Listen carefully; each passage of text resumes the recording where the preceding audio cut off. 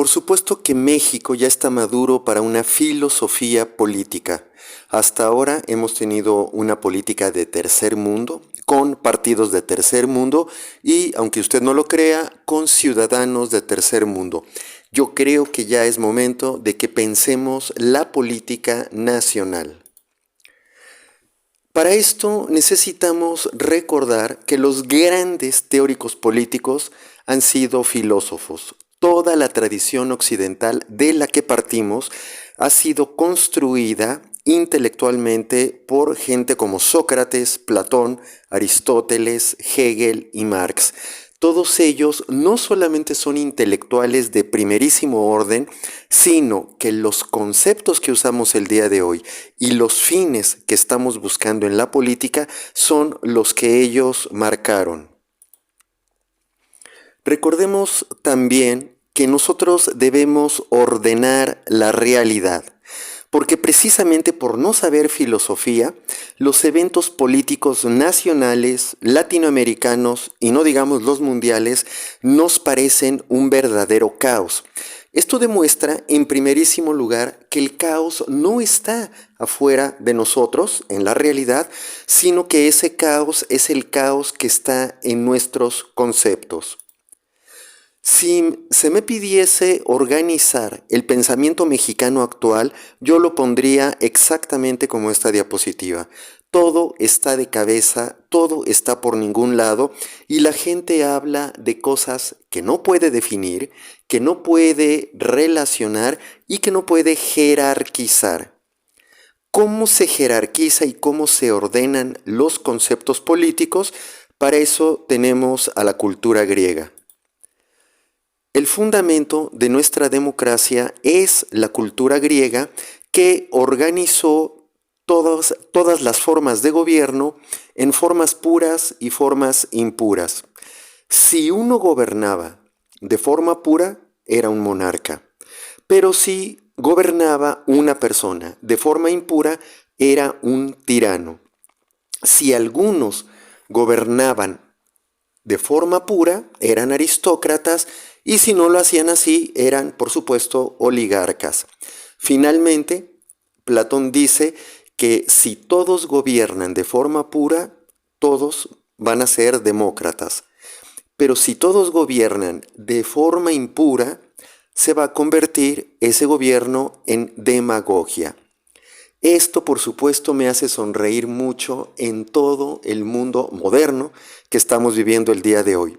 Solo quiero recordarles que esta jerarquización es una jerarquización matemática, ordenada y absolutamente clara. Es justo lo que nos hace falta. Y por si hay alguna duda, recuerden que las formas puras son las que apoyan y trabajan para el pueblo. Y las formas impuras, como la tiranía, como la demagogia, son las que trabajan en contra del pueblo. ¿Cómo se organizó políticamente el siglo XX?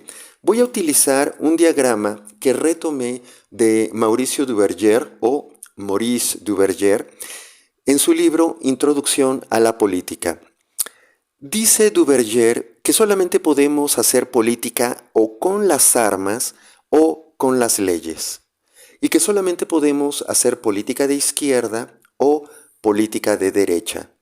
En el caso que nosotros hagamos una política muy de izquierda, con las armas somos comunistas, pero si hacemos una política con armas, pero de derecha, vamos a ser fascistas. En cambio, si nosotros seguimos las leyes y somos de izquierda, vamos a ser socialistas. Si nosotros, en cambio, seguimos las leyes, pero somos de derecha, vamos a ser conservadores.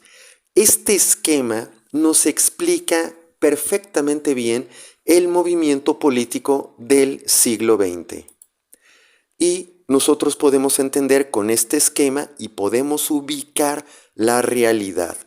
Comunistas, Lenin, Stalin, Fidel Castro, el Che Guevara, por supuesto. Fascistas, en el siglo XX, Francisco Franco, Augusto Pinochet, Videla. Socialistas hoy en día, pues Andrés Manuel, López Obrador, Evo Morales, Lula da Silva, Carlos Sánchez. Conservadores, en México, Vicente Fox, Calderón, Peña Nieto y tenemos dentro de los conservadores un extremista llamado Javier Milei, presidente de Argentina. Debemos en filosofía poner la realidad en orden y no se les olvide este esquema, porque este esquema pone orden en todo el caótico desastre que tenemos en los medios de comunicación y en las redes sociales. Pero ese es el esquema del siglo XX. ¿Cómo se organiza políticamente el siglo XXI? Retomemos el mismo esquema de Duverger, porque tenemos todavía la gran herencia del siglo XX, que no es buena ni mala, es simplemente la herencia que nos tocó, pero la novedad en el siglo XXI es que todas las formas de gobierno del siglo XX tienen que ser capitalistas. Es decir, cuando vemos a China y a Rusia hoy en día, por supuesto que vemos un comunismo capitalista. Y cuando vemos a Ucrania, a Myanmar, vemos un fascismo capitalista. Cuando nosotros vemos el éxito económico de México en el siglo XXI, pues vemos un socialismo capitalista. Y España, con todos los problemas que ustedes quieran, tiene un gobierno socialista y capitalista. De igual forma, hay muchos países conservadores, sobre todo lo que antes llamábamos primer mundo, aquí he puesto Estados Unidos y Alemania, que luchan por mantenerse como sistemas capitalistas. Entonces, lo primero que aprendemos aquí es que las viejas formas de gobierno, comunistas, fascistas, socialistas, no son contrarias al capitalismo.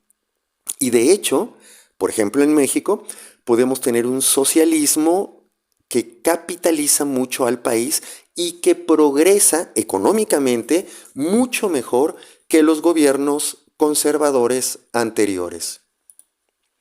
Veamos ahora cómo poner orden en México, porque el esquema de Duverger es un esquema global, es para todo el mundo, pero cuando pensamos en México, la situación cambia para nosotros. Y entonces yo propongo trabajar con 5 conceptos. En primer lugar, la política mexicana debe de contener el gran paraguas donde todos estamos cubiertos, que llamamos patria. Los mexicanos llamamos patria desde el mundo prehispánico, con toda su complejidad, pasando por el mundo colonial, el mundo independentista del siglo XIX, el mundo libertario, el mundo revolucionario del siglo XX e incluso hasta los nuevos gobiernos socialistas. Todos, en este sentido, formamos parte de la patria, absolutamente todos. Izquierda, derecha, colonizadores, mundo prehispánico, pro-norteamericanos, pro-españoles, pro-latinoamericanos, todos formamos parte de esta gran idea que llamamos patria. En cambio, la nación yo la defino como la población más el territorio. Y recordemos que en el siglo XIX México perdió más de la mitad de su territorio en manos de los Estados Unidos. Tenemos que entender que el Estado es la economía. Por eso es tan importante el Estado. Solo que hay que recordar que ya no hay economías nacionales. Lo que tenemos hoy en día son economías globales. De hecho, México desde hace 20 años forma parte del Tratado de Libre Comercio con América del Norte y esto significa que más del 90% de nuestro intercambio comercial lo hacemos con Canadá y con Estados Unidos. El Estado es la economía. En cambio, el gobierno lo voy a entender como todos los partidos políticos representados en las cámaras. Y entonces, de todos esos partidos, hay uno, que es el partido en el gobierno, que vamos a llamar administración. Así como llamamos en inglés the Clinton Administration o Biden Administration, podemos llamar también la administración de Andrés Manuel López Obrador. ¿Qué es lo que pasa con esta conceptualización? Nos damos cuenta de que los medios de comunicación no entienden la diferencia entre nación y Estado, entre gobierno y administración, entre patria y Estado. Manejan una confusión total que por supuesto les genera muchísimos problemas. Esto de generar problemas no es poca cosa porque en ciencia política y en filosofía política nosotros tratamos desde la época de los griegos de resolver problemas. De hecho, la ciencia política es una ciencia que resuelve problemas sociales. Teniendo esto claro, nosotros podemos ver que la patria y la nación no se pueden cambiar porque son parte de nuestra historia. Si nos preguntamos por qué hablamos español y por qué somos católicos en este país, hombre, pues encontraremos que eso es parte de nuestra historia y que no lo podemos cambiar. Pero de la misma forma, cuando utilizamos nuestros nombres prehispánicos, cuando utilizamos los nombres de las ciudades prehispánicos, estamos reconociendo lo que somos históricamente. Ahora bien, la economía global tampoco la podemos cambiar. Hay cosas que no se pueden cambiar en el mundo y una de ellas es el proceso de globalización. Entonces, lo único que podemos cambiar con la voluntad popular, es decir, con las elecciones, es decir, cada 6 años para presidente y cada 3 años para diputados y senadores, es el gobierno y la administración. Cuando los mexicanos entiendan que solamente pueden cambiar el gobierno y la administración, pero que ese gobierno y administración deben de reconocer lo que pasó en la historia nacional, porque es parte de lo que somos, este país mejorará muchísimo políticamente. Es así que yo propongo esta pequeña conceptualización de 5 ideas fundamentales para entender la nueva filosofía política mexicana. Cualquier comentario me pueden escribir. Muchas gracias por su atención.